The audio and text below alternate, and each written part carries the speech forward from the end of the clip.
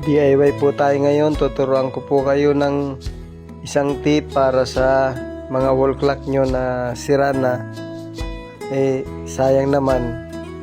Ito may nabibili po sa TikTok na ganito makina ng relo.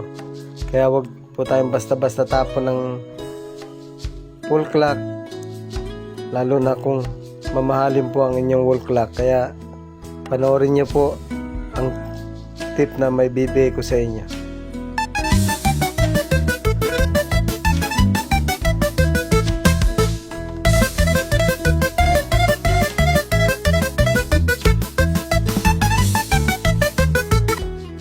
Dali lang siya lapit. Tapos ito yung lock niya. Kasama rin niya lang din. Washer.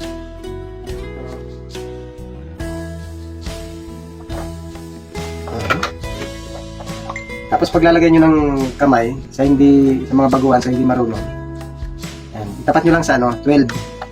Yan, unahin natin yung yung maiksi. Ito yung maiksi niya. Ito. Yan.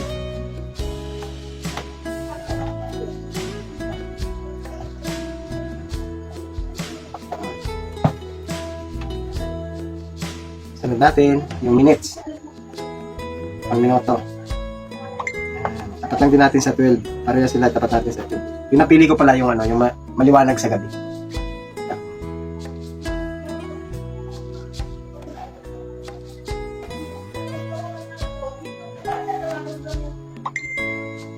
Yan.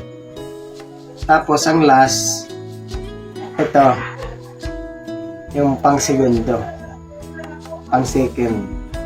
Ito kahit saan nyo na itapat, pwedeng ganito, pwedeng ganon. Basta itong dalawa, nakatutok sa 12 parehas. Yan. Ito okay lang kahit saan na. So, testing natin kung ito, dito yung ikutan nyo.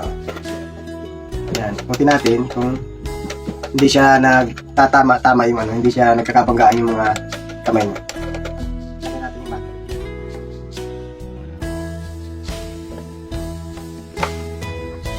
Diba?